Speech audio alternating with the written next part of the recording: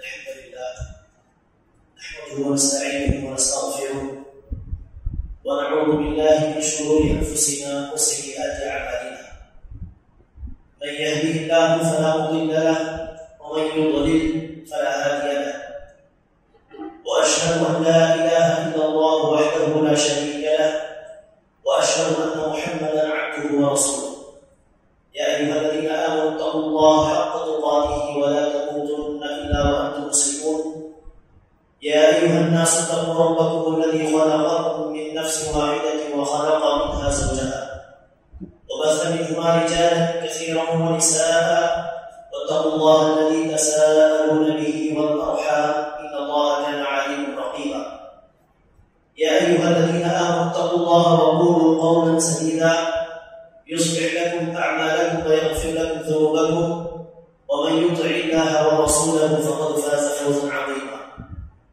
أما بعد فإن خير الحديث كتاب الله وخير الهدى هدى محمد صلى الله عليه وسلم وشر الأمور محدثاتها وكل محدثة بدعة وكل بدعة ضلالة وكل ضلالة في النار.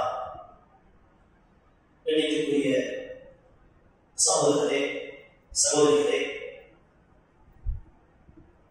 அல்லாஹ் சுப்ஹானஹு வ தஆலாவுடைய பேரருளால் ஆகியோரினால் அல்லாஹ்வுடைய இந்த வீட்டில் பள்ளிவாசலில் குர்ஆன் ஹதீஸ் தொடர்பான விஷயங்களை சொல்வதற்காகவும் கேட்பதற்காகவும் நாம் ஒன்று கூடியிருக்கிறோம். அல்லாஹ் சுப்ஹானஹு வ தஆலா அனைவருக்கும் உள்ள தூய்மையோடு இக்லாஸோடு மார்க்கத்தை கற்றுக்கொண்டு சொல்லக்கூடிய கேட்கக்கூடிய விஷயங்களை வாழ்க்கையில் நடைமுறைப்படுத்தக்கூடிய பிரபாக்கியத்தை தருவாங்க. எண்ணிமிக்க சகோதர சகோதரிகளே, என்னுடைய இந்த உரையின் தலைப்பு இளைஞர்களுடைய வழிகேடுகளுக்கு என்ன காரணம், அதற்கு என்ன தீர்வு. அன்பானவர்களே, ஒவ்வொரு சமூகத்திலும் இளைஞர்கள், வாலிபர்கள் அந்த சமூகத்தின் முதுகு தண்டு மாதிரி. நபி ஸல்லல்லாஹு அலைஹி வஸல்லம் அவர்களும் தன்னை நபி என்று அறிவித்த பிறகு நபி ஸல்லல்லாஹு அலைஹி வஸல்லம் அவர்களை நம்பிக்கை கொண்டு பிரச்சனைகள் சோதனைகள் வந்த பொழுது இஸ்லாத்தை விட்டு வெளியேறாமல் அதையெல்லாம் பொறுத்து கொண்டு பிறகு அந்த மார்க்கத்தை எல்லா சமூக மக்களுக்கு எடுத்துரைத்தார்களே, அதில் பெரும்பாலானவர்கள் இளைஞர்கள் தான், வாலிபர்கள் தான். ஒரு பலவீனமான ஒரு செய்தி, ضعيفான ஒரு ஹதீஸிலே ஆமன பி அஷ்ஷபாப் வகஃபர பி அஷ்ஷுயூஹ் என்று நபிகள் நாயகம் சொல்லப்பட்டதாக அறிவிக்கப்படுகிறது.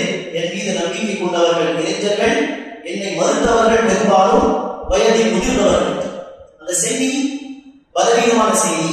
ஆனால் ரசூலுடைய வரலாறை படித்து பார்த்தால் அந்த செய்திக்கு பொருத்தமான விஷயத்தை தான் நம்மால் பார்க்க முடியும். ரசூல் அவர்களை நம்பிக்கை கொண்ட அபூபக்கர் நம்பிக்கை கொண்ட நேரத்தில் 38 வயது. 38 வயதும் வாலிப பருவம் என்றுதான் சொல்வார், குறிப்பாக அரபியிலே. உமர் பின் கத்தாப் ரலியல்லாஹு அன்ஹு நம்பிக்கை கொண்டார்கள், அவரும் ஒரு வாலிபர். உஸ்மான் ரலியல்லாஹு அன்ஹு, இப்னு மஸ்ஊத் ரலியல்லாஹு அன்ஹு, ஒரு பெரிய பட்டியல். வாலிபர்களாக இளைஞர்களாக இருந்தார்கள். ரசூலை மறுத்தவர்கள் யார், கடுமையாக எதிர்த்தவர்கள் யார் என்கிற அந்த பட்டியலை பார்த்தால் எல்லோரும் வயதில் முதிர்ந்தவர்கள் பெரும்பாலும். எனவே ஒரு சமூகத்திலே ஒரு மாற்றத்தை ஏற்படுத்த வேண்டும், எழுச்சியை ஏற்படுத்த வேண்டும் என்று சொன்னால் அந்த சமூகத்தின் இளைஞர்கள் மாறிவிடுவார்களே ஆனால், அந்த சமூகத்தின் இளைஞர்கள் நேர்வழி பெறுவார்களே ஆனால், சீர்திருத்தம் செய்யப்படுவார்களே ஆனால், நிச்சயமாக அந்த சமூகத்தில் பெரிய ஒரு மாற்றத்தை ஏற்படுத்த முடியும். எகிப்து நாட்டை சார்ந்த ஒரு அறிஞர் சொன்னதாக ஒரு கூற்றை பல வருடங்கள் முன்பு படித்திருக்கிறேன். அவர்கள் சொல்வார்கள், எனக்கு நல்ல புத்தி உள்ள, மார்க்க பற்றுள்ள, மார்க்கத்துக்காக ஏதாவது செய்ய வேண்டும் என்ற ஒரு துடிப்புள்ள 40 இளைஞர்களை தாருங்கள், நான் உலகத்தையே மாற்றி காட்டுகிறேன். இது அப்படிப்பட்ட ஒரு ஒவ்வொரு சமூகத்தின் பலமாக அமையக்கூடிய பருவம் தான் இந்த வாலிப பருவம், இளமை பருவம். அப்படிப்பட்ட இளைஞர்களை வழிகெடுக்க வேண்டும் என்று சொன்னால் அந்த காலத்திலே எதிரிகளை எதிர்ப்பதற்கு களத்தில் சந்திப்பார்கள். களத்தில் சந்தித்து அந்த எதிரிகளுடைய முதுகு தண்டாக இருக்கும் இளைஞர்களை, வாலிபர்களை அவர்கள்தான் களத்தில் வந்து சந்திக்க போகிறார்கள். முதியவர்கள் வீட்டில் இருப்பார்கள், பெண்களும் சிறுவர்களும் வீட்டில் இருப்பார்கள். வாலிபர்கள், இளைஞர்கள் தான் அந்த களத்தில் வந்து சந்திப்பார்கள். அவர்களை கொன்றுவிட்டால், தீர்த்து கட்டிவிட்டால் அந்த சமூகத்தை நாசமாக்கி விட்டோம் என்று பொருள். ஆனால் அப்படி இந்த காலத்தில் இருக்கக்கூடிய இஸ்லாமின் எதிரிகள் களத்தில் வந்து சந்தித்து இந்த உம்மத்தை அடிப்பது என்று செய்யாமல் மாறாக அல்-கஸ்வுல் ஃபிக்ரி என்று சொல்வார்கள், சிந்தனை ரீதியான போர். அந்த சிந்தனை ரீதியான போரை கொண்டு இந்த உம்மத்தின் முதுகு தண்டாக இருக்கும், இந்த உம்மத்தின் மிக சக்தி வாய்ந்த பருவத்தில் இருக்கக்கூடிய முஸ்லிம்களாக இருக்கும் வாலிபர்களையும் இளைஞர்களையும் சிந்தனை ரீதியாக வழிகெடுத்து இந்த உம்மத்தை அடிக்கக்கூடிய வேலை செய்கிறார். களத்தில் வந்து சந்தித்து நாசமாக்க வேண்டும் என்பதை விட்டுவிட்டு சிந்தனை ரீதியான போரை தொடுத்திருக்கிறார்கள். அந்த சிந்தனை ரீதியான போர் என்பது இரண்டு விதமாக இருக்கிறது. ஒன்று, சிந்தனை ரீதியாக இளைஞர்களை வழிகெடுப்பதற்கு இஸ்லாமிய எதிரிகள் மனோ இச்சையை பின்பற்றும் விதமாக, இளைஞர்களுடைய மனோ இச்சையை தூண்டும் விதமாக பல விஷயங்களை பரப்புகிறார்கள். அதுதான் இந்த டிவி, இன்டர்நெட், இந்த செல்போன் எல்லாமே அதில் உள்ளடங்கும். சொல்லப்போனால் மிக குறிப்பாக கல்லூரியில் பல பள்ளிக்கூடங்களில் இருக்கக்கூடிய அந்த கோ எஜுகேஷன் சிஸ்டம், அது எல்லாமே மனோ இச்சையை தூண்டிவிடும் விதமான விஷயங்கள். இது ஒரு பக்கம். இன்னொரு பக்கம், இளைஞர்களுடைய மார்க்க சிந்தனையை வழிகெடுக்கும் விதமாக, மார்க்கத்தில் சொல்லப்பட்ட விஷயங்களிலே சந்தேகம் ஏற்படுத்தும் விதமாக அவர்களை வழிகெடுப்பது. இப்படி இரண்டு விதமாக, ஒரு பக்கம் மனோ இச்சையை கொண்டு இளைஞர்களை வழிகெடுப்பது, இன்னொரு பக்கம் மார்க்கத்தில் சந்தேகங்களை உண்டு பண்ணி சிந்தனை ரீதியான விதழ்த்துகளை பரப்பி இளைஞர்களை வழிகெடுப்பது என்று இரண்டு விஷயங்களை கையாளுகிறார்கள். இதில் மனோ இச்சையை பின்பற்றி வழிகெடுக்க வேண்டும் என்பதற்காக தான் இந்த திரைப்படங்கள், இந்த ஆடல், பாடல், மியூசிக் எல்லாம். அதே போல ஏற்கனவே சொன்னது போல் கல்லூரிகளில் இருக்கக்கூடிய ஆண்கள் பெண்கள் கலந்து படிப்பது, அதில் உருவெடுக்கக்கூடிய ஒரு சிந்தனாதான் இந்த காதல். இது எல்லாமே மனோ இச்சையை கொண்டு இந்த இளைய சமுதாயத்தை வழிகெடுக்க வேண்டும் என்பதற்காக வேண்டி அவர்கள் செய்யக்கூடிய சிந்தனை ரீதியான போர். இப்னு தைமியா ரஹ்மத்துல்லாஹி அவர்கள் சொல்கிறார்கள், இந்த மியூசிக் என்பது விபச்சாரத்தின் பக்கம் வழி நடத்துகிறது. நாம் யோசிக்கலாம், மியூசிக் கேட்பதில் எப்படி ஒருவர் விபச்சாரம் போக முடியும்? ஆனால் தொடர்ந்து மியூசிக் கேட்டு வந்தால், அதில் குறிப்பாக அந்த மியூசிக்கில் கவிதை என்கிற பெயரிலே காமத்தை தூண்டுகின்ற வார்த்தைகளை தான் பெரும்பாலும் நினைக்கிறார்கள், பாடுகிறார்கள். அதை தொடர்ந்து கேட்டு வரும் பொழுது ஆழ் மனதில், சப்கான்சியஸ் மைண்டிலே அந்த விஷயங்கள் எல்லாம் பதிவாகிவிடும். ஒரு கட்டத்திலே அதை தான் நடைமுறை செய்வதற்காக வேண்டி சில வாலிபர்கள் என்ன செய்வார்கள், அந்த ஹராமை நோக்கி புறப்பட்டு விடுவார்கள் என்று இப்னு தைமியா அவர்கள் சொன்ன அந்த கூற்று, அந்த கருத்து 100% உண்மையான. மியூசிக் சினாவின் பக்கம் வழி நடத்துகிறது. எனவே மியூசிக், ஆடல், பாடல், திரைப்படங்கள் இதையெல்லாம் தொடர்ந்து யார் பார்க்கிறார்களோ அப்படிப்பட்ட மக்களில் தான் இந்த காதல் என்கிற சித்தம் அதிகமாக இருக்கிறது. அல்லாஹ் பாதுகாக்க வேண்டும். இந்த மனோ இச்சை, காதல் என்பது என்னது? மனோ இச்சை பின்பற்றி செய்யக்கூடிய ஒரு காரியம். அந்த காதல் என்கிற சித்தனாவில் விழுந்து விட்டால் அற்ப சுகத்துக்காக வேண்டி, அற்ப இச்சைக்காக வேண்டி என்ன செய்கிறார்கள்? அல்லாஹ்வுடைய சட்டங்களை எல்லாம் மறந்து அந்த ஹராமில் ஈடுபடுகிறார்கள். அந்த காதலுக்காக சில முஸ்லிம் இளைஞர்கள், வாலிபர்கள், குறிப்பாக பெண்கள் மார்க்கத்தையும் தூக்கி எறிந்துவிட்டு சென்று விடுகிறார்கள். அல்லாஹ் பாதுகாக்க வேண்டும். ரிஜிஸ்டர் ஆபீஸ்க்கு சென்று விட்டால் ஒவ்வொரு மாதமும் ஒரு 8 ரிஜிஸ்டர் மேரேஜுடைய நோட்டீஸ் ஒட்டப்பட்டிருக்கிறது என்று சொன்னால், அதில் 3 அல்லது 4 ரிஜிஸ்டர் மேரேஜ் முஸ்லிம் பெண் முஸ்லிம் அல்லாத ஆணோடு திருமணம் முடித்து விட்டார்கள் என்கிற நோட்டீஸ் தான் எனக்கு பார்க்கக்கூடிய ஒவ்வொரு ரிஜிஸ்டர் ஆபீஸ். சென்னையில் ஒரு பெரிய கல்லூரி இருக்கிறது, முஸ்லிம்களுடைய கல்லூரி. அதில் ஒவ்வொரு வருடமும் 4 அல்லது 5 சம்பவங்கள். ஓரளவுக்கு மார்க்கம் படித்த பெண்களாக இருந்தும் கூட மார்க்கத்தை விட்டு வெளியிடுகிறார். இதற்கு அற்ப சுகத்துக்காக வேண்டிய அற்ப இச்சையை பூர்த்தி செய்வதற்காக வேண்டி. காரணம் என்ன? மனோ இச்சையை தூண்டும் விதமாக அப்படி பல விஷயங்களை பார்த்திருப்பார்கள், பல விஷயங்களை படித்திருப்பார்கள், அல்லது ஆண்கள் பெண்களுடைய கடற்படத்தில் அவர்கள் படிக்கக்கூடியவர்களாக இருப்பார்கள். அப்படிப்பட்ட மாணவரில் மனோ இச்சையை தூண்டிவிடும் விதமான பல விஷயங்களை அவர்கள் கையாளும் பொழுது அதை கட்டுப்படுத்த முடியாமல் அல்லாஹ் சுப்ஹானஹு வ தஆலா குர்ஆனில் சொல்கிறாரே, அஃபரைத மன் இத்தஹத இலாஹஹு ஹவா, தன்னுடைய மனோ இச்சையை மன இச்சையை தனக்கு கடவுளாக ஆக்கிக் கொண்டவர்களை நபியே நீங்கள் பார்த்தீர்களா? மனோ இச்சையை தனக்கு கடவுளா? ஒரு நல்ல முஸ்லிமாக என்ன செய்வார்கள்? அல்லாஹ் சொல்வதை நான் செய்வேன், அல்லாஹ் சொல்லக்கூடிய கொள்கையை நான் ஏற்று நடப்பேன், அல்லாஹ் சொல்லக்கூடிய வழக்க வழிபாடுகளை நான் செய்வேன், அல்லாஹ் தடுத்ததை நான் விட்டு ஒதுக்கி இருப்பேன். இது அல்லாஹ்வை கடவுளாக ஏற்றுக்கொண்டவர்களுடைய நிலைப்பாடு. ஆனால் மனோ இச்சையை தனக்கு கடவுளாக ஆக்கிக் கொண்டவர்களுடைய நிலைப்பாடு என்ன? மார்க்கமே போனாலும் சரி, நான் விரும்பியதை நான் செய்வேன். இப்படி மனோ இச்சையை பின்பற்றி வழிகட்டு போகக்கூடிய வாலிபர்கள், இளைஞர்கள் ஒரு பக்கம் என்று சொன்னால், இன்னொரு பக்கம் மார்க்க ரீதியாக மார்க்க விஷயத்திலே சந்தேகங்களை உண்டு பண்ணி அதன் அடிப்படையில் வழிகெடுப்பது. அவர்கள் மார்க்கத்தை பின்பற்றுவார்கள், மார்க்கத்துக்கு ஏதாவது செய்ய வேண்டும் என்கிற துடிப்புள்ளவர்களாகவும் இருப்பார்கள். ஆனால் சிந்தனை ரீதியாக அவர்கள் வழிகேட்டில் இருப்பார்கள், அது அவர்களுக்கு தெரியாது. இப்படிப்பட்ட ஒரு சிந்தனை ரீதியான போதையும் சஹாபா பெருமக்களுடைய காலகட்டத்திலேயே அந்த எதிரிகள் ஆரம்பித்து விட்டார். சொல்லப்போனால் சஹாபா பெருமக்கள் வாழ்ந்த காலத்திலேயே தோன்றிய வழிகட்ட கூட்டங்கள் என்னென்ன? ஹவாரிஜ் என்கிற ஒரு கூட்டம், அதனைத் தொடர்ந்து ஷியா ராஃபிதா என்கிற கூட்டம், அதனைத் தொடர்ந்து 60 ஹிஜ்ரி அக்கம் பக்கத்திலே விதியே கிடையாது, ஈமானுடைய 6 அம்சங்களில் 6 அடிப்படைகளில் ஒரு அடிப்படை நல்ல கெட்ட விதியை நம்பிக்கை கொள்வது. ஆனால் அந்த விதியை ஒட்டுமொத்தமாக மறுக்கக்கூடிய ஒரு கூட்டம் உருவானது கதரியா என்ற நிலையிலே. இந்த கூட்டங்களுக்கு பின்னால் பார்க்கும் பொழுது உதாரணத்துக்கு விதியே இல்லை என்று சொல்லக்கூடிய இந்த கூட்டம் கதரியா என்ற கூட்டம், அதை உருவாக்கியவர் மஅபத் அல்-ஜுஹனி என்பவர். அவன் சன்சுவை என்கிற ஒரு கிறிஸ்தவனிடம் படித்தான் என்று சொல்லப்பட்டிருக்கிறது. பாருங்கள் எப்படி அந்த கனெக்ஷன் எங்கே போய் தொடர்பு எங்கே போய் முடிகிறது.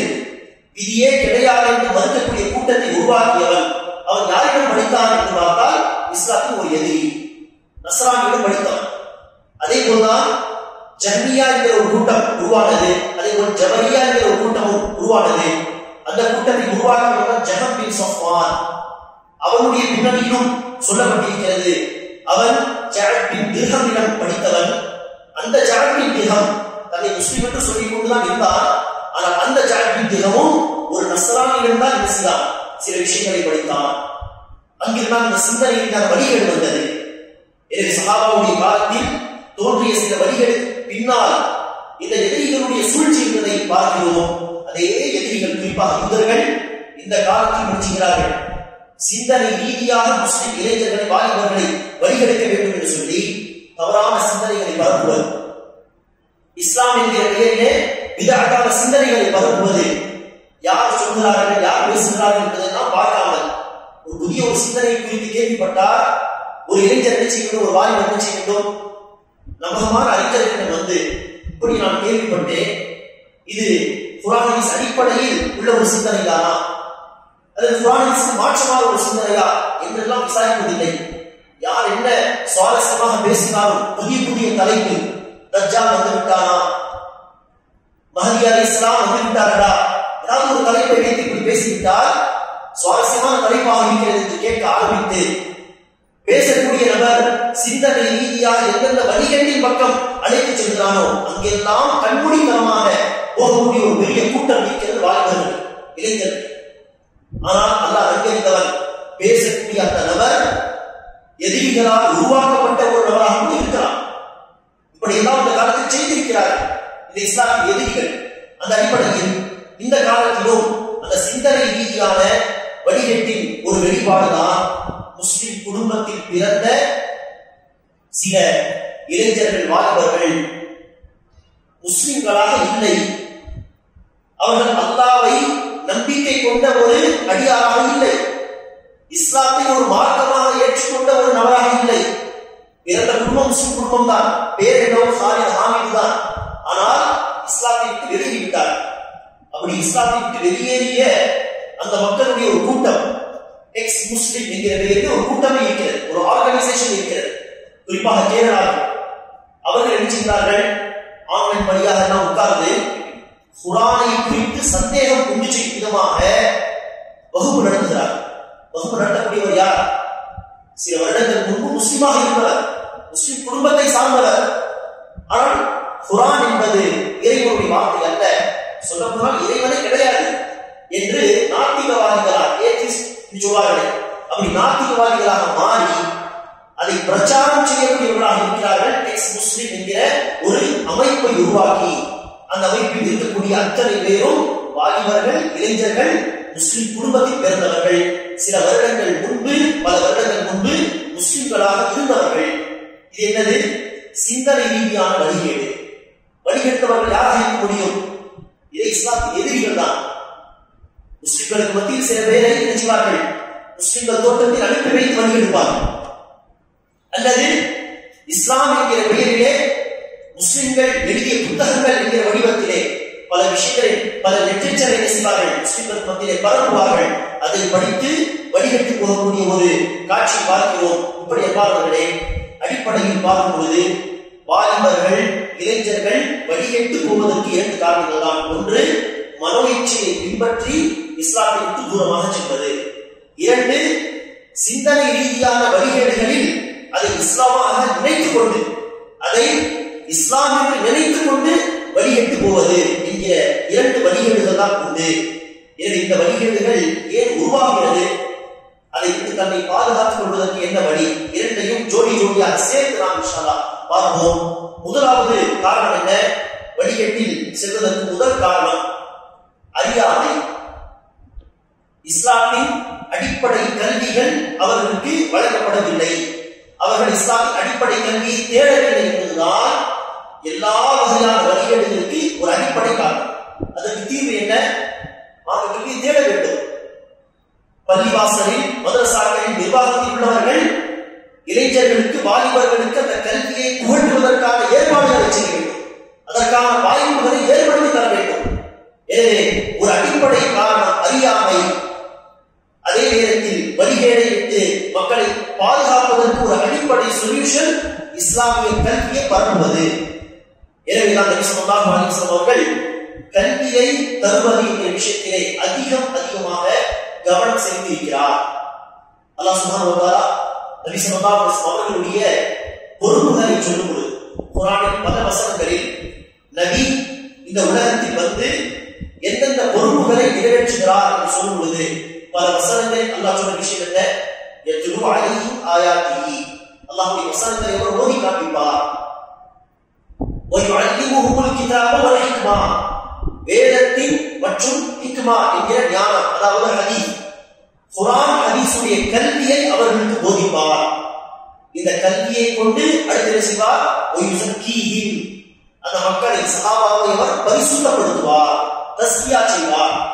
எனவே குர்ஆனுடைய வசனங்களை ஓதி காண்பித்து அடுத்தவர்களுக்கு அந்த குர்ஆன் ஹதீஸுடைய கல்வியையும் கற்றுக் கொடுப்பது, இந்த கல்வியை கொண்டு போய் சேர்ப்பதுதான் ஒரு அடிப்படை தீர்வு. எனவேதான் நபி ஸல்லல்லாஹு அலைஹி வஸல்லம் அவர்களுக்கு அல்லாஹ் வழங்கிய முதல் வஹி என்ன?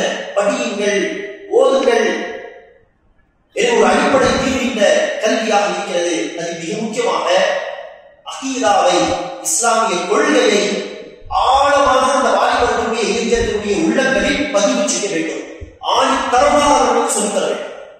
அல்லாஹ்வுடைய சிந்தனை, அல்லாஹ் மீது நம்பிக்கை, அல்லாஹ் நம்மை கண்காணித்துக் கொண்டிருக்கிறார். அந்த ஏக இறைவனாகிய அல்லாஹ்வை வணங்கி வழிபடுவதற்காக தான் இந்த உலகத்திலே நாம் வந்திருக்கிறோம்.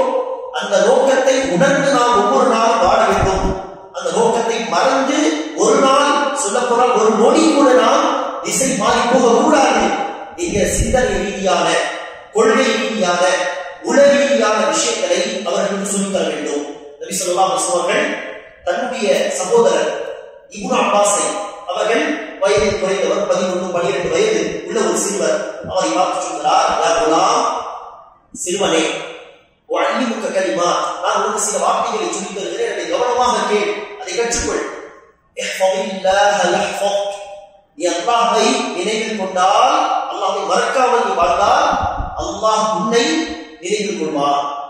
நீ அல்லாஹ்வுடைய சட்டத்திட்டங்களை பாதுகாத்தால் அல்லாஹ் உன்னை பாதுகாப்பான் என்று பாருங்கள். நபி ஸல்லல்லாஹு அலைஹி வஸல்லம் அந்த சிறுவருக்கு அல்லாஹ் சுப்ஹானஹு வ தஆலாவை நம்பிக்கை கொள்ள வேண்டும், அல்லாஹ் சுப்ஹானஹு வ தஆலாவை மறக்க கூடாது, ஒரு நொடி கூட அல்லாஹ்வுடைய நினைவு இல்லாமல் வாழக்கூடாது என்கிற அந்த கொள்கையை அந்த சிறுவருக்கு ரசூல் ஸல்லல்லாஹு அலைஹி வஸல்லம் அவர்கள் போதிக்கிறார்கள்.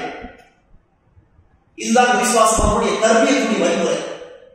இளைஞர்களுக்கு, வாலிபர்களுக்கு, சிறுவர்களுக்கு, மழலை பருவத்தில் உள்ள சிறுவர்களுக்கு கொள்கையை போதிக்க வேண்டும். அதே போல்தான் ஒரு செய்தியை ஜுந்துப் ரலியல்லாஹு அன்ஹு அவர்கள் அறிவிக்கிறார்கள். குன்னா மஅ நபி ஸல்லல்லாஹு அலைஹி வஸல்லம் வ நஹ்னு ஃபித்யானுன் ஹஸாபிரா. நாங்கள் இளமை பருவத்திலே, வாலிப பருவத்திலே ரசூலோடு நாங்கள் இருந்தோம். ஃபதஅல்லம்னா ஈமான் قبل أن نتعلم القرآن. குர்ஆனுடைய சட்டதிட்டங்களை எல்லாம் கற்றுக்கொள்வதற்கு முன்பாக நாங்கள் ஈமானை கற்றுக்கொண்டோம், நம்பிக்கையை, கொள்கையை கற்றுக்கொண்டோம்.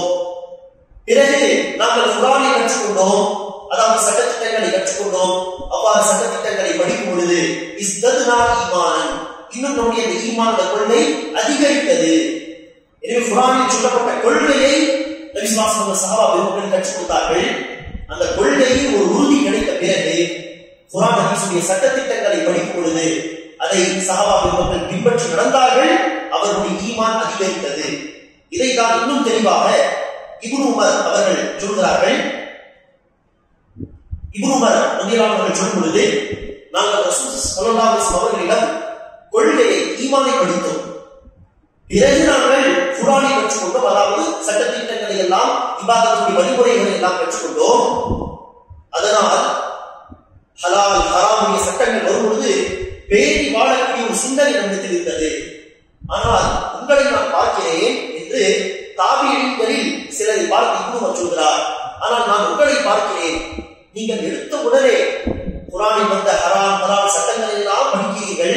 ஈமானை படிப்பதற்கு முன்பாக, கொள்கையை படிப்பதற்கு முன்பாக குர்ஆனில் வந்த சட்டதிட்டங்களை எல்லாம் படிக்கிறீர்கள்.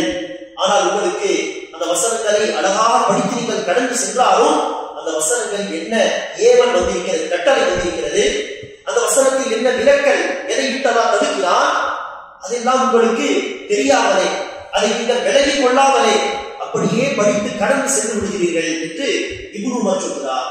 எனவே விசுவாசங்கள் சஹாபாக்களின் தர்பியத் என்ன? அவர்களுக்கு கல்வியை போதித்தார்கள். அந்த கல்வியிலும் ஈமான், கொள்கையை ஆணித்தரமாக சொல்லிக் கொடுத்தார்கள். அதற்கு பிறகு ஹராம் ஹலால் சட்டங்கள், இபாதத்துடைய வழிமுறைகள் எது சொல்லப்பட்டாலும் அதை உடனே சஹாபா பெருமக்கள் அடாப்ட் செய்து கொண்டார், ஏற்று நடக்க ஆரம்பித்து விட்டார். இதைதான் ஆயிஷா ரலியல்லாஹு அன்ஹா அவர்கள் ஒரு அறிவிப்பை சொல்கிறார்கள். அல்லாஹ் சுப்ஹானஹு வ தஆலா ஆரம்பத்திலே இறக்கி வைத்த சூறாக்கள், முஃபஸ்ஸல் என்கிற அந்த சூறாக்களிலே அல்லாஹ் சுப்ஹானஹு வ தஆலா சொர்க்கத்தை பற்றியும், நரகத்தை பற்றியும், அல்லாஹ் சுப்ஹானஹு வ தஆலாவுடைய தன்மைகள் பற்றியும் பேசும் விதமாக தான் பல சூறாக்களை இறக்கி வைத்தான். அல்லாஹ் சுப்ஹானஹு வ தஆலா ஆரம்பத்திலேயே மது அருந்தாதீர்கள், லா தஷ்ரபுல் ஹமர் என்று சொல்லியிருந்தார். மக்கள் சொல்லியிருப்பார்கள், லா நத்ருகு அபதன், ஒருபோதும் நாங்கள் மது அருந்துவதை விடமாட்டோம். எடுத்த எடுப்பிலே அல்லாஹ் சுப்ஹானஹு வ தஆலா லா தஸ்னு, விபச்சாரத்தை நெருங்காதீர்கள், விபச்சாரம் செய்யாதீர்கள் என்று சொன்னார். மக்கள் சொல்லியிருப்பார்கள், ஒருபோதும் நாங்கள் அதை விடமாட்டோம்.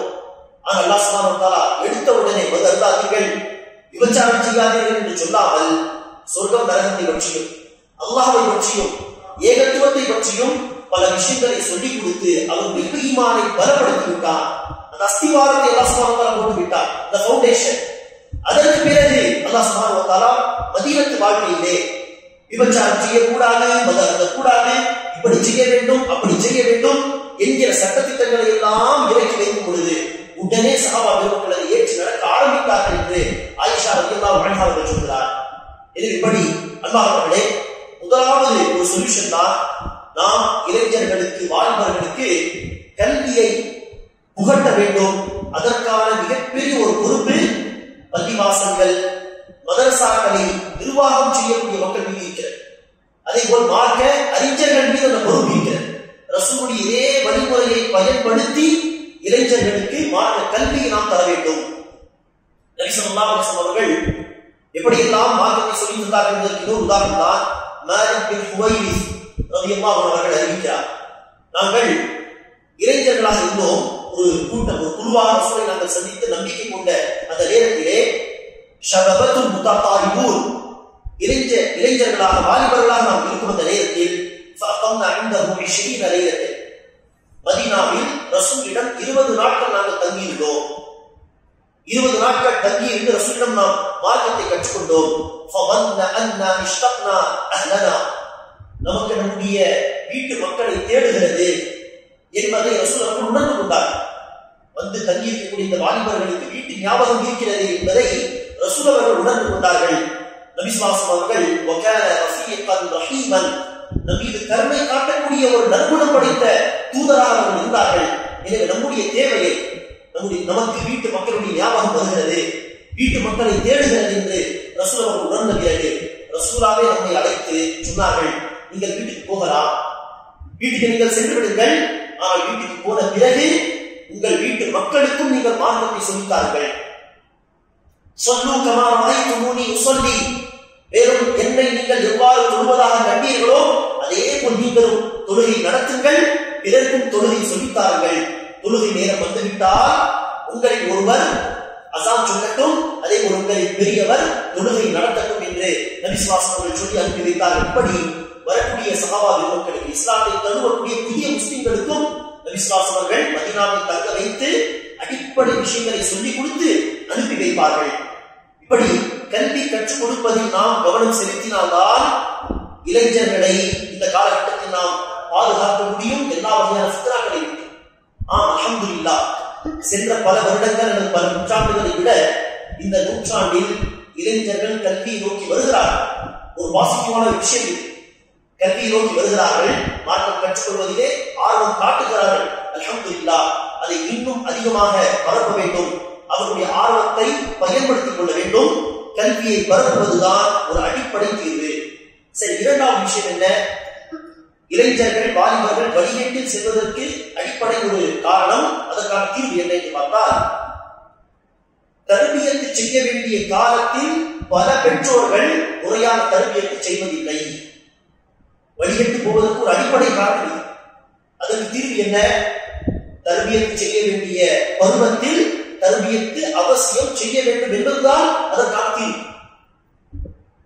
பல பெற்றோர்கள் உலக ரீதியாக உலக வாழ்க்கை விஷயத்திலே நல்ல ஆடை வாங்கி தருவது, நல்ல உணவை வாங்கி தருவது, நல்ல பள்ளிக்கூடத்திலே நல்ல காலேஜில் அவர்களை சேர்த்து படிக்க வைப்பது என்று உலக ரீதியாக தன்னுடைய கடமைகள் எல்லாம் சிறப்பாக செய்கிறார்கள். ஆனால் மார்க்கத்தின் அடிப்படை விஷயங்களை கூட அவர்களுக்கு சொல்லிக் கொடுக்காமல், ஸ்கூல் காலேஜில் அவர்களுக்கு அஹ்லாக் சொல்லித் தரப்படுமா? அவர்கள் படிக்கக்கூடிய ஸ்கூல் காலேஜில் அவர்களுக்கு இஸ்லாமிய கொள்கை சொல்லித் தரப்படுமா? இஸ்லாமிக் ஸ்கூலா இருந்தால் வேறு விஷயம். பொதுவாக உள்ள பள்ளிக்கூடங்களில் உள்ள நிலவரம் என்ன? அங்கு சொல்லித் தரப்படும் கல்வி எல்லாமே நாத்திக கல்வி. அங்கு எங்கும் அல்லாஹ்வை பற்றியோ படைக்கக்கூடிய அல்லாஹ் சுப்ஹானஹு வ தஆலாவுடைய தன்மைகள் பற்றியோ பேசப்படாது. அது ஒரு நாத்திக பாடத்திட்டம். அங்கு இறைவனை பற்றி பேசப்படாது, படைப்பினங்கள் பற்றி மாத்திரம்தான் பேசப்படும். ஏன்னா அப்படி இருக்க படைப்பாளர் பற்றிய கல்வியை நாம் தானே நம்முடைய மக்களுக்கு கொடுக்க வேண்டும். ஆனால் அதை கொடுக்க தவறி போகும் பொழுதுதான் நான் ஏற்கனவே சொன்னது போல் முஸ்லிம் குடும்பத்தில் பிறந்தவர்களாக இருந்தும் இஸ்லாத்தை விட்டு வெளியேறி விடுகிறார். என்னுடைய ஒரு மாணவி ஒரு முறை சொன்னார்கள், தன்னுடைய சகோதரி பற்றி அவர்கள் இதே மாதிரிதான் ஸ்கூல் காலேஜ் படித்து அதே நேரத்தில் இன்னொரு பக்கம் மார்க்க கல்வி அவர்கள் தேடவில்லை. உலக கல்வியை தேடினார்கள், மார்க்க கல்வி தேடவில்லை. அவருடைய தாய் தந்தையும் மார்க்க கல்வி அந்த மகளுக்கு கொடுக்கவில்லை. என்ன ஆனது? இஸ்லாமை விட்டு அந்த பெண் வெளியேறிவிட்டார். மாறாக என்ன செய்கிறாள்? அந்த மாணவி தன்னுடைய சகோதரியிடம் பேசும்பொழுதெல்லாம், நீயும் என்ன இந்த காலத்தில் இந்த நூற்றாண்டிலே 21ஆம் நூற்றாண்டிலே பழைய குர்ஆன் என்று சொல்லிக்கொண்டு அந்த பழைய புக்கை படித்துக் கொண்டிருக்கிறார். புதிய புதிய அப்டேட்ஸ் ஓடு சில சயின்டிஸ்டுகள் என்ன செய்திருக்கிறார்கள், பல புத்தகங்களை எழுதியிருக்கிறார்கள். சில பெயர்களை சொல்லி இந்த சயின்டிஸ்ட் எழுதிய புத்தகத்தை படி, இதே பழைய புத்தகத்தை எதற்காக படித்துக் கொண்டிருக்கிறார் என்று நவுதுபில்லாஹ் இந்த தன்னுடைய சகோதரியையும் வழிகேட்டின் பக்கம் அழைக்கிறார். அந்த பெண் வழிகேட்டு போனதற்கு காரணம் என்ன? முக்கிய காரணம் தாய் தந்தை தான். தாய் தந்தை வரை எவ்வளவு உலக விஷயத்திலே ஒரு நல்ல தரமான கல்வியை தர வேண்டும், ஒரு நல்ல பிரைட் ஃபியூச்சரை அவர்கள் ஏற்படுத்தி தர வேண்டும் என்று நாம் கவலைப்பட்டார்களோ, அந்த பெற்றோர் தன்னுடைய பிள்ளையின் மறுமையை குறித்து கவலைப்படவில்லை. இதுதான் அடிப்படை காரணம். எனவே தர்பியத் விஷயத்தில் நாம் கவனம் செலுத்த வேண்டும். நபி ஸல்லல்லாஹு அலைஹி வஸல்லம் அவர்கள் 7 வயதை அடைந்து விட்டால் தொழும்படி கட்டளையிடுங்கள் என்று சொன்ன ஹதீஸ் எல்லோருக்கும் தெரியும்.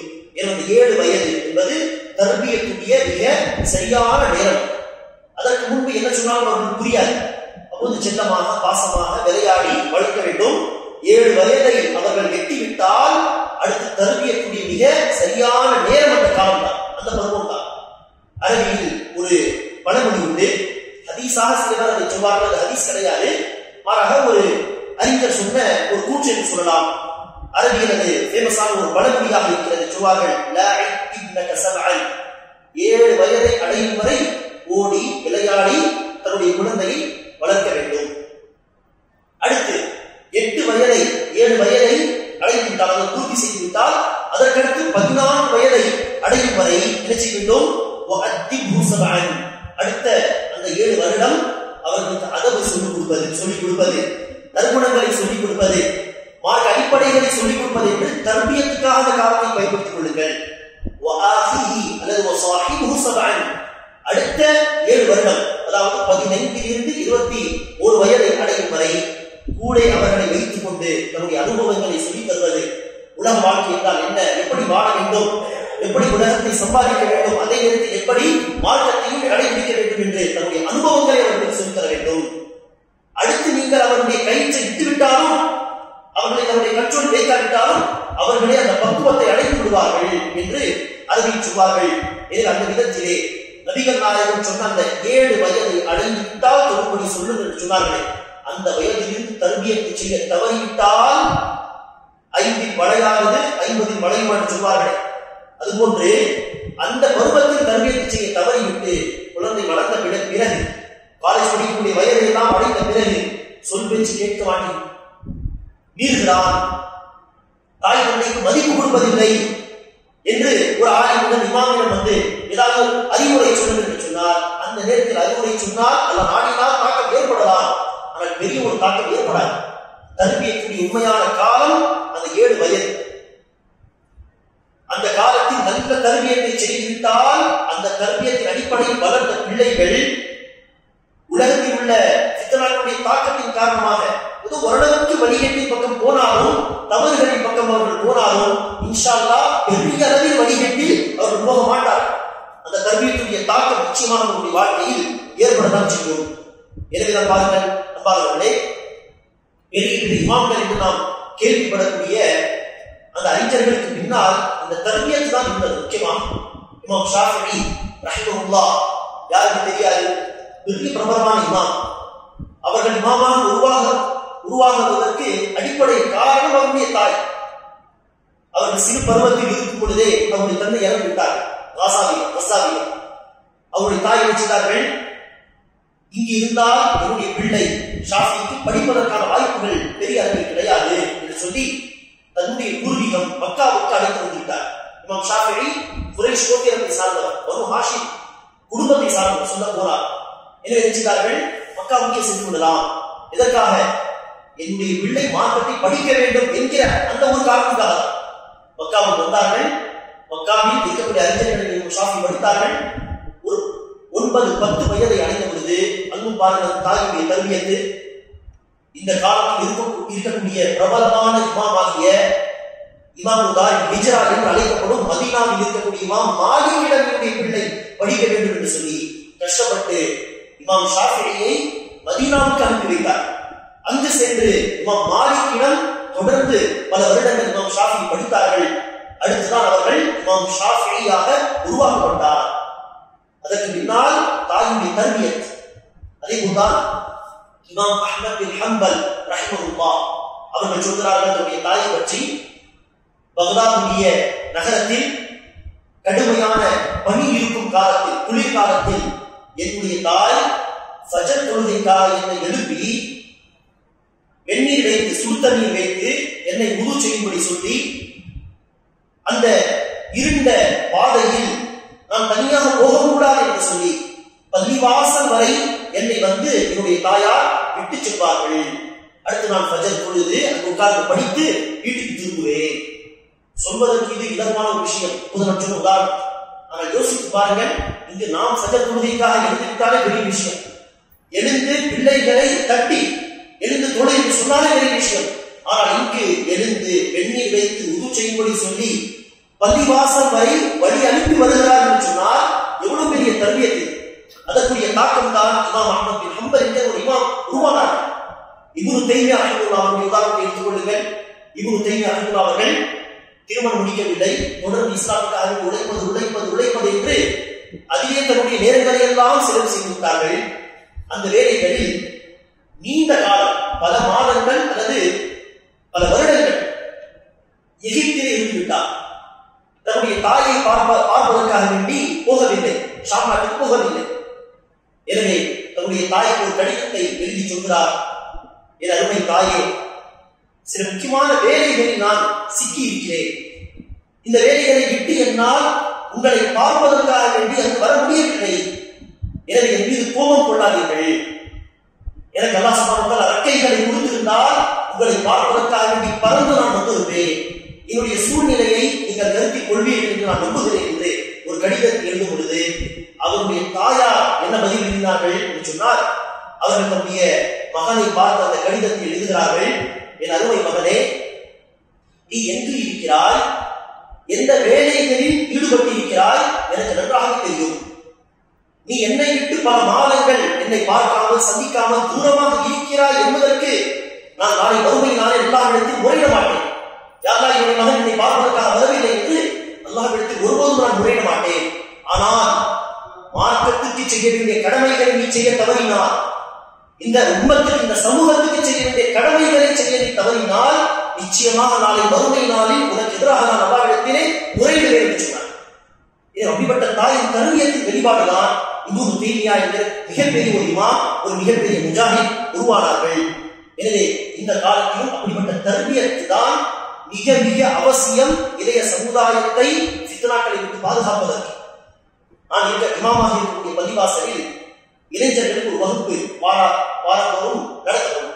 அதில் ஒரு சிறுவர் தான் ஆர்வமாக படிப்பார், பல கேள்விகள் கேட்பார், சொல்லக்கூடிய விஷயங்களை மனதில் பதிய வைத்தால் கேள்வியாக கேட்டால் அதற்கு பதிலும் சொல்வார். இதை பார்த்து ஆச்சரியப்பட்ட நான் ஒரு முறை கேட்டேன், இப்படி பல விஷயங்களை கேட்டவுடன் சொல்கிறீர்கள் எப்படி என்று கேட்க, அந்த சிறுவர் சொன்ன பதில், என்னுடைய தாய் தினமும் எனக்கு இதையெல்லாம் சொல்லிக் கொடுப்பார்கள். இந்த தாய்க்கு தர்பியத்தின் தாக்கம் தான். இந்த காலத்திலும் அப்படிப்பட்ட இளைஞர்கள் இருக்கிறார்கள், சிறுவர்கள் இருக்கிறார்கள். தாய் தந்தை தர்பியத்தின் வெளிப்பாடாக மார்க்கத்தில் ஆர்வம், இபாதத் செய்வதில் ஆர்வம், எப்போதும் முதல் சஃபிலே வந்து தொழுவார்கள். சிறுவர் சின்ன பையன் தான். எனவே தாயின் தர்பியத்துடைய தாக்கம். எனவே தர்பியத்தை செய்வதிலே அதிகம் கவனம் செலுத்த வேண்டிய ஒரு கட்டாயம் இந்த காலகட்டத்தில் இருக்கிறது. வாலிபர்கள், இளைஞர்கள் வழிகட்டு போகிறார்கள், வழி தவறி போகிறார்கள், சித்தராக இருக்கிறார்கள் சொல்லும் பொழுது எல்லா வாலிபர்களும் அப்படி இருக்கிறார்கள் பொருள் அல்ல. நல்ல இளைஞர்கள், நல்ல வாலிபர்களும் அல்ஹம்துலில்லாஹ் இந்த காலத்தில் இருக்கதான் செய்கிறார்கள். அதற்கு நான் சொன்ன உதாரணம். அதை கொண்டாங்க ஒரு இளைஞர் சம்பந்தமாக ஒரு வாரம் முன்பு ஒரு செய்தியை நான் கேள்விப்பட்டேன், சந்தோஷமாக இருந்தது. ஒரு பள்ளிவாசல் இமாமாக இருக்கக்கூடியவர் அந்த இளைஞரை குறித்து சொல்கிறார், ஐவேளை தொழுகைக்கு ஜமாத் தொழுகைக்கு வருவார், தவறாமல் வருவார். வந்த அவர் பின் சுன்னத் தொழாமல், பின் சுன்னத் தொழுத பிறகு குர்ஆனை சில நிமிடங்கள் ஓதாமல் அவர் போவதே கிடையாது. ஒரு 19-20 வயதுடைய ஒரு வாலிபர். இப்படி மார்க்கத்தை பின்பற்றி நடக்கக்கூடிய வாலிபர்கள் இந்த காலத்தில் இருக்கதான் செய்கிறார்கள். அல்ஹம்துலில்லாஹ். அவர்கள் அப்படி இருக்கிறார்கள் என்று சொன்னால் அதுக்கு பின்னால் என்ன காரணம் இருக்கு? நிச்சயமாக அவர்கள் மார்க்க கல்வியை தேடக்கூடியவர்களாக இருப்பார்கள். கண்டிப்பாக அதே போல அவருடைய தாய் தந்தையும் தர்பியத்துடைய தாக்கம். இது அந்த தர்பியத் என்பது நேர்வழிப்படுத்துவதற்கு மிக மிக முக்கியமான ஒரு விஷயமாக இருக்கிறது. அடுத்து மூன்றாவதாக வாலிபர்கள் வழி தவறி போவதற்கு ஒரு முக்கிய காரணம் தான் தவறான தோழமை, தவறான நட்பு வட்டாரம், தவறான நண்பர்களோடு பழகுவது. தவறான நண்பர்களோடு பழக ஆரம்பித்து விட்டால் அல்லாஹ் மீது ஆணையாக என்னதான் கல்வி கொடுத்தாலும் சரி, என்னதான் தாய் தந்தை தர்பியத்தை செய்தாலும் சரி, எல்லாமே வீணாக போய்விடும். தவறான நட்பு, தவறான தோழமை மிகப்பெரிய ஒரு சித்திரம். அந்த நண்பர்கள், தவறான நண்பர்கள் என்கிற ரூபத்தில் வரக்கூடிய மிகப்பெரிய எதிரிகள், வெளிப்படையான எதிரிகளை விட மோசமான எதிரிகள் இவர்கள் தான் என்பதை இந்த வாலிபர்கள் புரிந்து கொள்ள வேண்டும். சிந்தித்து பார்க்க வேண்டும். நான் யாரோடு பழகுகிறேன், யாரோடு நான் நட்பு வைத்திருக்கிறேன், என்னை யார் நன்மையின் பக்கம் வழி நடத்துகிறார்கள். தொழுகை நேரமாக வா போலாம், இன்று பயான் இருக்கிறது வா கேட்கலாம் என்று நன்மையின் பக்கம் வழிநடத்தக்கூடிய நண்பர்கள் யார்? எந்த நண்பர்கள் வா பாட்டு கேட்கலாம், வா புதிய படம் வந்திருக்கிறது முதல் ஷோ பார்க்கலாம் என்று தவறான விஷயத்தின் பக்கம் வழிநடத்தக்கூடிய நண்பர்கள் யார் என்று பார்த்து, தவறான நண்பர்கள் யார் என்று மனம் சொல்கிறதோ அவர்கள் எல்லாம் நண்பர்கள் கிடையாது, என்னுடைய மிகப்பெரிய எதிரிகள். வெளிப்படையான எதிரிகளை விட மோசமான எதிரிகள் இவர்கள் தான். எனவே நான் நாளை மறுமையானவர்கள் மோசமான எதிரிகளாக தான் மாறி வருவார்கள் என்று அல்லாஹ் சுப்ஹானஹு வ தஆலா குர்ஆனில் சொல்கிறார். அல் அஹில்லாஹு யௌமஇதின் பஅதுஹும் லிபஅதின் அதுவ்வுன் இல்லல் முத்தகீன். முத்தகீன்களை தவிர மற்ற உற்ற தோழர்களாக உலகில் வாழ்க்கை வாழ்ந்திருப்பார்கள், பெஸ்ட் ஃப்ரெண்ட்ஸாக, அவர்கள் எல்லாம் ஒருவருக்கொருவர் எதிரிகளாக மாறி வருவார்கள் என்று அல்லாஹ் சுப்ஹானஹு வ தஆலா சொல்கிறார். எனவே நண்பர்களுடைய ரூபத்தில் இருக்கக்கூடிய எதிரிகளை நாம் என்ன செய்யணும்? கண்டறிந்து அவர்களுடைய தோழமையை தவிர்த்துக் கொள்ள வேண்டும். எனவே வாலிபர்கள் இந்த விஷயத்திலே கவனம் செலுத்த வேண்டும். நல்ல நண்பர்கள் எப்போதும் உலகத்திலும் சரி இம்மையிலும் மறுமையிலும் நமக்கு நன்மை சேர்க்கக்கூடியவர் நல்ல நண்பர்கள். கெட்ட நண்பர்கள் கிடையாது. முதலாவதாக அவர்கள் இம்மையிலும் மறுமையிலும் நமக்கு கை சேதத்தை ஏற்படுத்தக்கூடியவர்கள். நல்ல நண்பர்களோடு இருந்தால் என்ன நன்மை? நபி ஸல்லல்லாஹு அலைஹி வஸல்லம் ஒரு ஹதீஸிலே சொல்கிறார்கள், சிலர் சொர்க்கத்தில் நுழைந்த பிறகு அல்லாஹ்விடம் சொல்வார்கள், யா அல்லாஹ், சில நம்முடைய நண்பர்கள் நம்மோடு தான் தொழுது கொண்டிருந்தார்கள், நம்மோடு தான் நோன்பு வைத்துக் கொண்டு நம்மோடு தான் சில நன்மையான இபாதத்துகளை செய்து கொண்டிருந்தார்கள், சொர்க்கத்தில் அவர்களை காணவில்லையே என்று கேட்கும் பொழுது அல்லாஹ் சுப்ஹானஹு வ தஆலா சொல்வார், நரகத்தில் இருக்கிறார்கள் என்று பார்த்து அவர்களை அழைத்து வாருங்கள். எனவே அவர்கள் செய்வார்கள், சென்று பார்க்கும் பொழுது செய்த சில பாவங்களின் காரணமாக அந்த நண்பர்கள் நரகத்தில் இருப்பார்கள். அந்த சொர்க்கத்துக்கு சென்ற அந்த நண்பர்கள் தன்னுடைய அந்த நண்பர்களை அழைத்து சொர்க்கத்துக்கு வருவார்கள் என்று நபி ஸல்லல்லாஹு அலைஹி வஸல்லம் சொல்கிறார்கள். இதுதான் நல்ல நண்பர்களுடைய பயன். ஒருவேளை நரகத்துக்கு சென்று விட்டாலும் அவர்கள் வந்து நம்மை அழைத்து செல்வார். இந்த ஹதீஸை சொல்லும் பொழுது ஹசன் பஸ்ரி ரஹிமஹுல்லாஹ் தன்னுடைய மாணவர்களை பார்த்து சொல்வார், அதிகமாக நல்ல நண்பர்களை உருவாக்கி கொள்ளுங்கள். காரணம் என்ன? அதில் நிச்சயமாக சில நண்பர்கள் நேரடியாக சொர்க்கத்துக்கு போவார்களா இல்லையா? போனால் அவர்கள் நம்மை வந்து அழைத்து செல்வார்கள் என்று சொல்லிவிட்டு ஹசன் பஸ்ரி சொல்கிறார், என்னை சொர்க்கத்தில் காணாவிட்டால் என்னை மறந்து விடாதீர்கள் என்று தன்னுடைய மாணவர்களை பார்த்து ஹசன் பஸ்ரி அவர்கள் சொல்கிறார்கள். எனவே நல்ல தோழமையை உருவாக்கிக் கொள்ள வேண்டும். அதே ஒரு இறுதியாக நேரத்தின் பற்றாக்குறை காரணமாக சுருக்கமாக சில விஷயத்தை சொல்லி முடித்துக் கொள்கிறேன். மிக முக்கியமான இன்னொரு விஷயம் தான், நாம் யாரை தனக்கு ரோல் மாடலாக வைத்து வாழ்ந்து கொண்டு வருகிறோம் என்பதை வாலிபர்கள் இளைஞர்கள் சிந்தித்து பார்க்க வேண்டும்.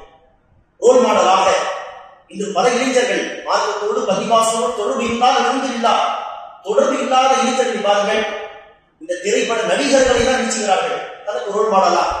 அவர்கள் அணிவது போல ஆடைகளை அணிவது, அவர்கள் செய்வது போல் ஸ்டைல் செய்வது, ஃபேஷன் செய்வது என்றுதான் அல்ஹம்துலில்லாஹ் நரகத்தின் பக்கம் அழைத்து செல்லக்கூடியவர்களை தனக்கு ரோல் மாடலாக வைத்துக் கொள்கிறார்கள். இவர்களால் நமக்கு ஒரு பைசா பிரயோஜனம் கிடையாது. நாம் எப்போதும் ரசூலையும் சஹாபா பெருமக்களையும் தனக்கு முன்மாதிரியாக வைத்துக் கொள்ள வேண்டும் என்று வாலிபர்கள் புரிந்து கொள்ள வேண்டும்.